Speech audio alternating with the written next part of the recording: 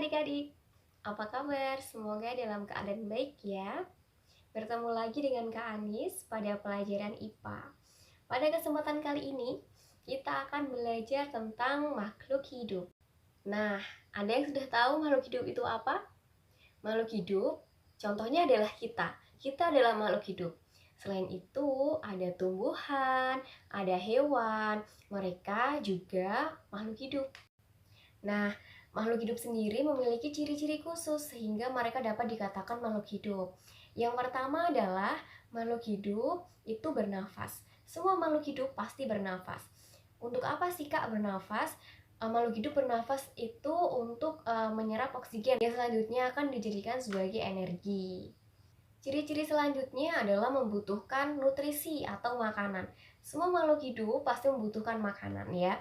Kalau tidak makan, pasti dia akan kekurangan energi dan akhirnya akan mati seperti itu.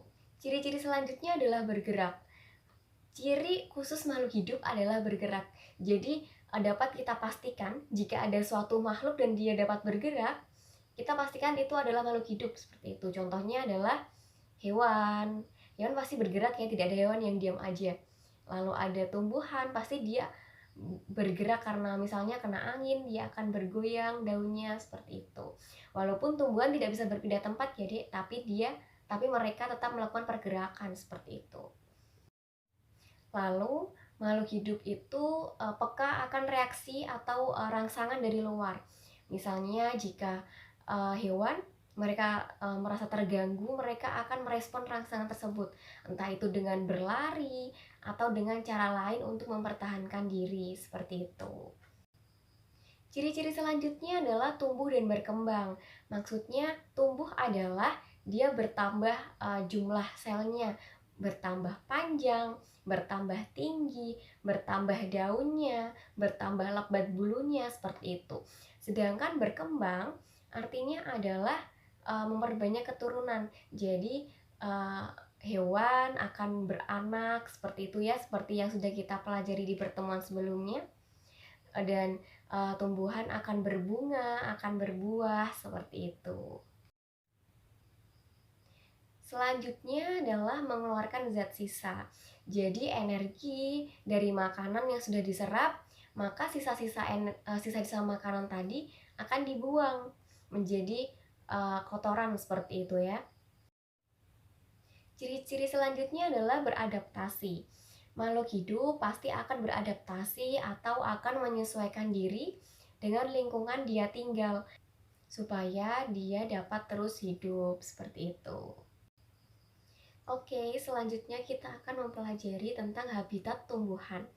Yang pertama adalah tumbuhan yang hidup di air atau biasa disebut dengan hidrofit. Tumbuhan yang hidup di air itu contohnya adalah teratai. Dapat adik-adik cermati, teratai atau tumbuh-tumbuhan yang hidup di air itu pasti memiliki ciri-ciri akarnya ada di air dan memiliki daun yang lebar seperti itu. Nah, fungsinya untuk apa, Kak? Fungsinya mempertahankan tumbuhan agar dapat mengapung di air seperti itu. Nah, akarnya yang ada di dalam air dia berfungsi untuk menyerap oksigen dari dalam air seperti itu. Selanjutnya adalah tumbuhan yang hidup di tempat kering atau biasa disebut dengan xerofit.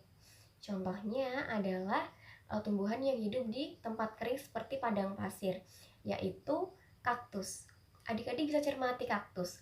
Kaktus itu biasanya berbatang tebal dan daunnya berbentuk duri.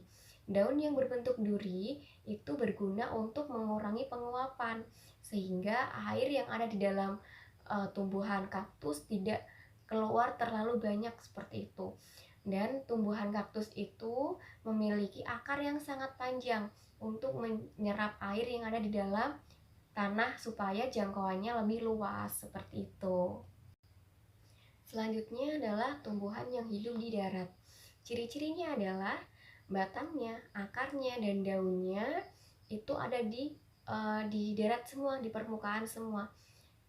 Biasanya juga akarnya itu sedikit tertimbun di tanah atau menempel di pohon seperti itu.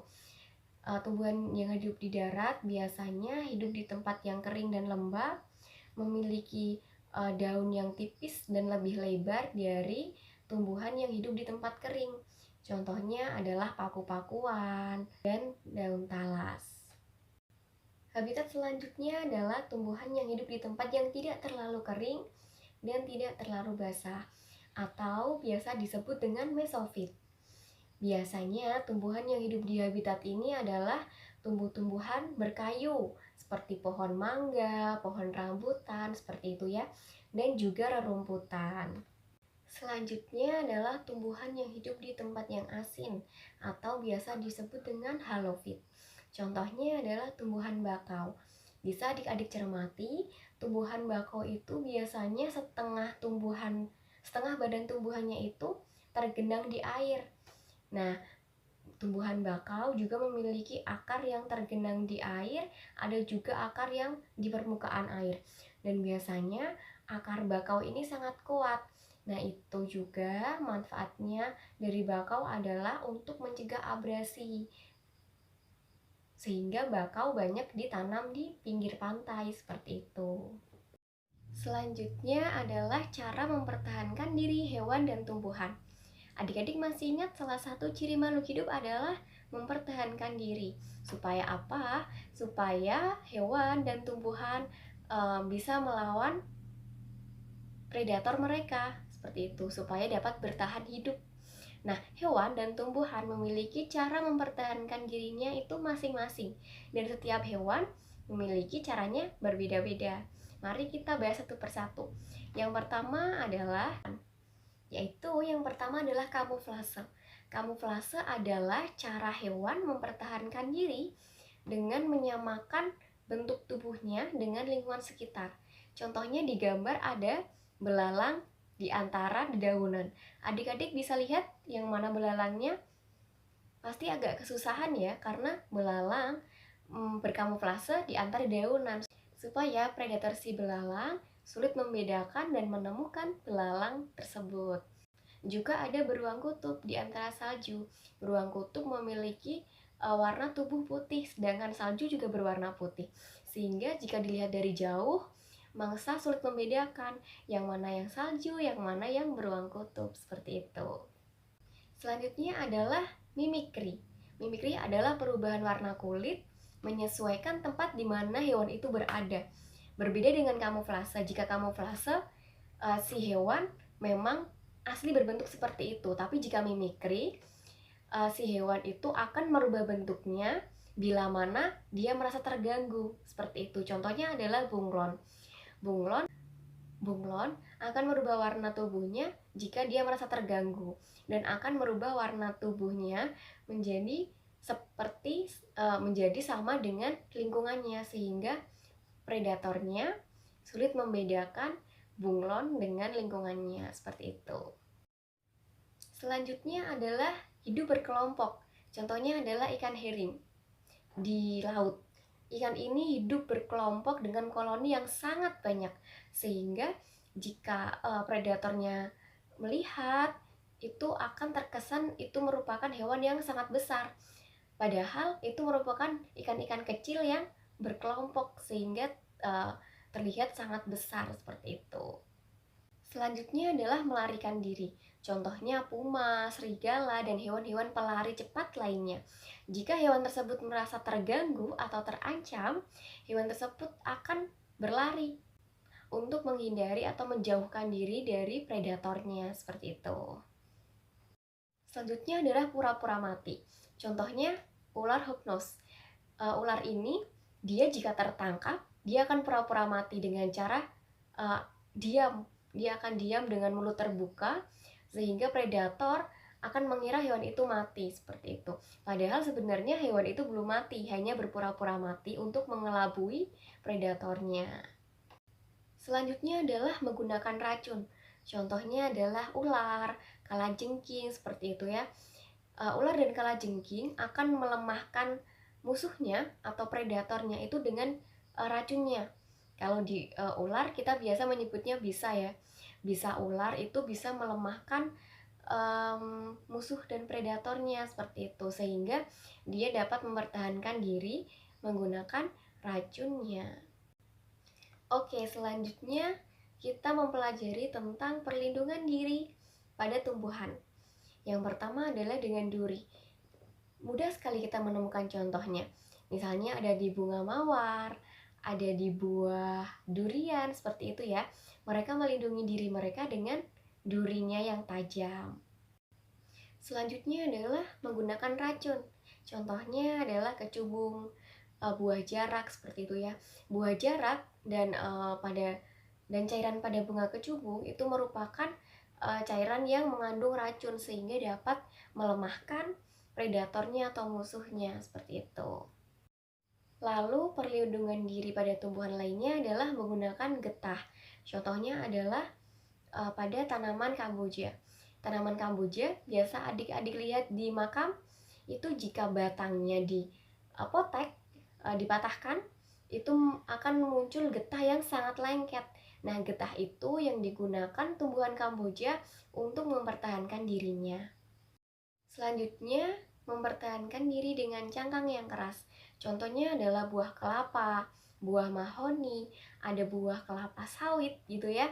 Nah, mereka melindungi dirinya dengan pembungkus buah dengan cangkang yang keras, seperti itu. Selanjutnya adalah bulu halus pemicu gatal. Contohnya adalah pada bambu. Bambu memiliki bulu-bulu halus yang jika dipegang, dia akan menimbulkan gatal. Nah, bulu-bulu halus itu yang digunakan bambu untuk mempertahankan dirinya. Selanjutnya adalah menguncupkan daun. Contohnya adalah putri malu. Putri malu jika dipegang, pasti dia menguncup ya daunnya. Selanjutnya adalah dengan mengeluarkan bau yang menyengat. Contohnya bunga rafflesia dan bunga bangkai. Mereka dapat mengeluarkan bau yang menyengat untuk membuat predator atau musuhnya itu menjauh, seperti itu. Selanjutnya kita akan belajar tentang hewan dan manfaatnya untuk manusia. Yang pertama adalah burung.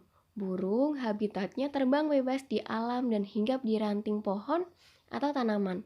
Manfaatnya adalah sebagian bisa dipelihara, diternakan sebagai penghasilan tambahan.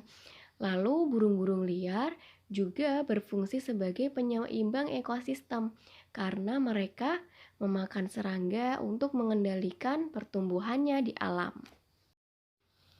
Selanjutnya adalah cacing.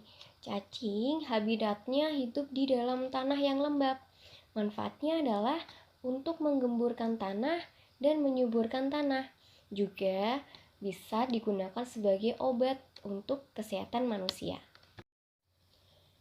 Selanjutnya adalah lebah. Habitatnya adalah hidup bebas dan terbang hinggap di tanaman, bunga, atau daun satu ke daun yang lainnya. Manfaatnya adalah untuk membantu penyerbukan bunga yang dia hinggapi, juga untuk menghasilkan madu yang dapat dikonsumsi oleh manusia. Selanjutnya adalah tumbuhan dan manfaatnya untuk manusia. Yang pertama adalah pohon pisang. Habitatnya biasanya tumbuh dan beradaptasi di berbagai lahan. Bisa di lahan yang kering, bisa di lahan yang lembab, seperti itu. Manfaatnya adalah buahnya bisa dikonsumsi, daunnya bisa untuk pembungkus makanan, dan jantung pisangnya bisa untuk dimasak. Lalu ada bunga mawar. Habitatnya biasanya tumbuh liar di pekarangan rumah. Terkadang juga memang sengaja ditanam di pot atau langsung di tanah. Manfaat bagi manusia adalah sebagai tanaman hias dan juga merupakan salah satu bunga setaman yang biasanya digunakan untuk melayat, yang biasanya ditaburkan ke makam. Juga dapat digunakan sebagai bahan kosmetik. Selanjutnya adalah tanaman pandan. Habitatnya biasanya dia tumbuh liar di pekarangan rumah.